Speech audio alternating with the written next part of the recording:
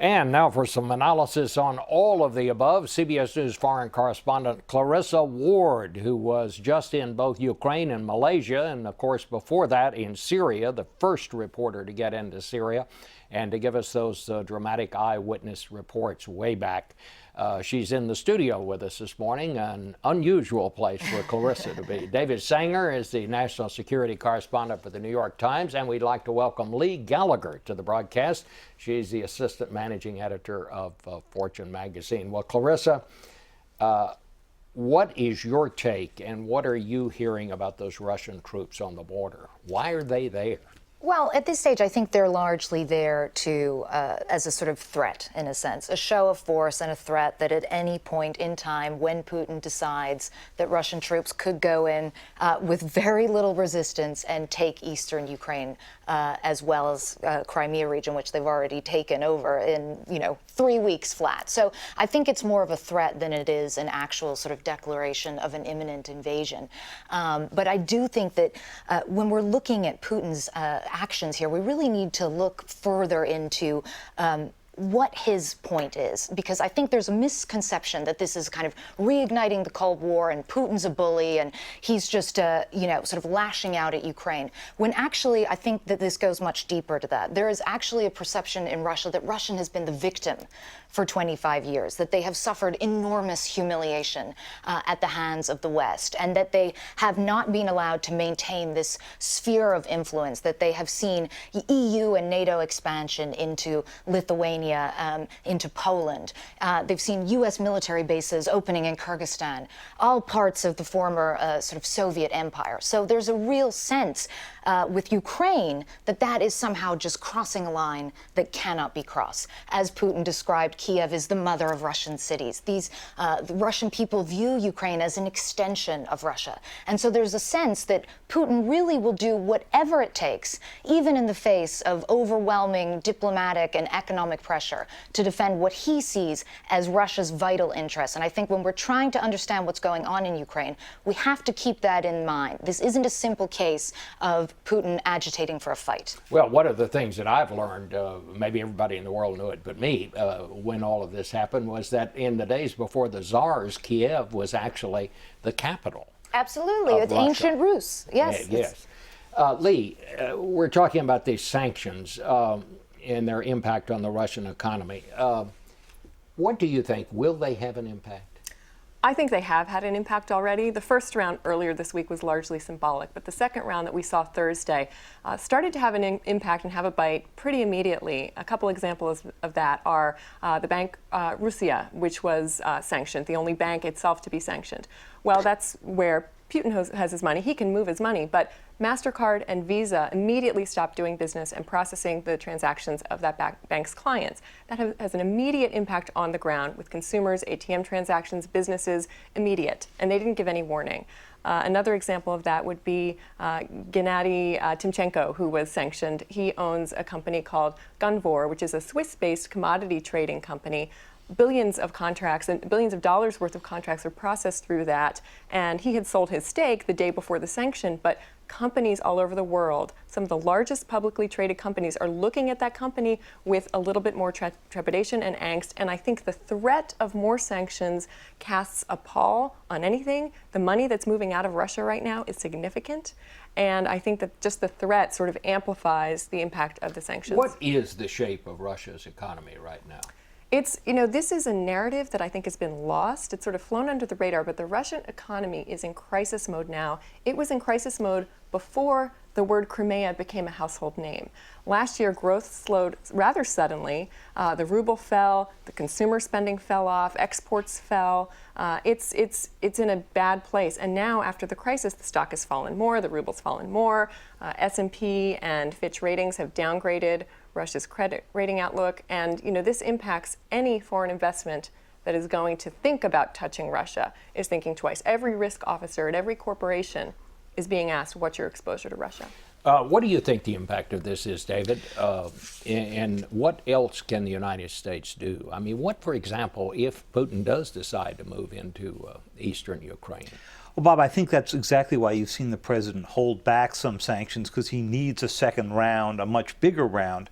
And I agree with Leigh that the psychological impact of these sanctions that he's announced already has been important. But we learned something in the years in which both the Bush administration and then the Obama administration sanctioned Iran.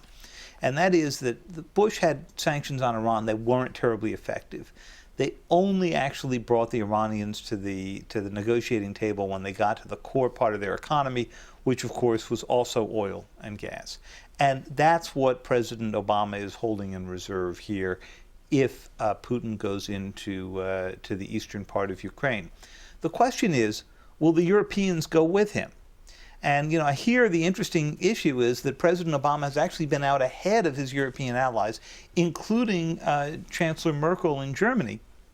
And when Vice President Biden went on his trip this week to try to shore up some of the allies and give them reassurance the U.S. was with them, the message he got back was, well, we thank you for showing up. We're with you on sanctions, unless, of course, Putin starts turning off our gas. And they're way too overdependent on Russian gas. So President Obama doesn't want to go there.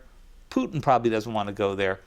The big question comes back to what Clarissa said before about what Putin's real intentions are here, because he does believe that he has a historic responsibility to restore at least some Russian pride, if not the old Soviet empire, and I don't think he's trying to go back to the full part of the empire.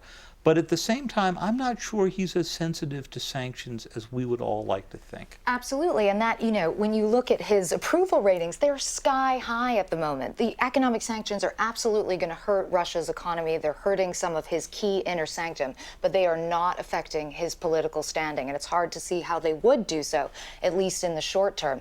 A year from now might be a different picture. A year from now might be, but right now I think people do forget there is still a lot of nostalgia in Russia for the Soviet Union. There is this kind of utopian sort of misconception of what it was, and that they look at it through the vision of these 1960s and 70s sort of Technicolor Soviet musical comedies that they all love to watch.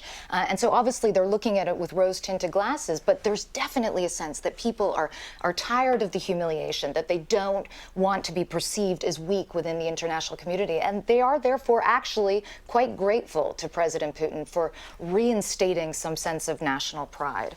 I want to shift just a bit because, Leigh, your magazine had a very interesting story. You picked the 50 greatest leaders in the world today.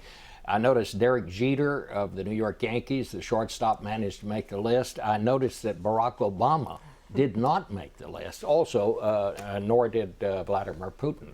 How did you come up with this list? Well, we were really, this is a new list for us, and we really looked at leadership we looked at leadership this year. We looked for leaders who really changed a paradigm, who really disrupted, led in a way that just changed the game. And we looked at a number of exceptional leaders. So just because someone is not on this list does not mean we're saying they're not a good leader. But we really looked at real game changers, and there's only one sitting in their specific area, sphere, in their endeavor, in their area of sphere of influence, exactly. And there's only one sitting head of state on this list, and that's Angela Merkel, who is going to play a critical role going forward. I do think that if Europe can partner with us and issue sanctions that are stronger than what it's done already, I think that could be a real game-changing example of leadership. But it really runs the gamut. We have Angelina Jolie, we have the Dalai Lama,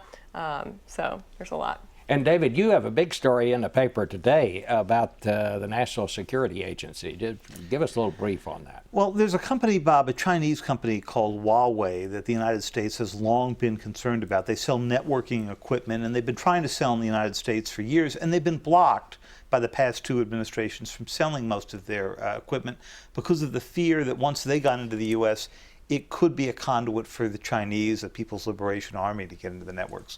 What we told readers this morning was that the National Security Agency has been inside Huawei's networks now for several years, trying to figure out whether or not they are a PLA front, but also trying to find out whether or not they could use Huawei's networks when they're bought by countries that don't want to buy American equipment, presumably because they think the NSA is in that equipment, so that we can get into Kenya and Cuba and many other Huawei customers. So it does give you a sense that this cyber war that's been underway between China and the United States is really a two-way war, and it's really accelerating. Well, I want to thank all of you for being with us this morning. A fascinating discussion. It's no loss of things to talk about in the world today. So thank you all for being with us, and we'll be back in just a minute.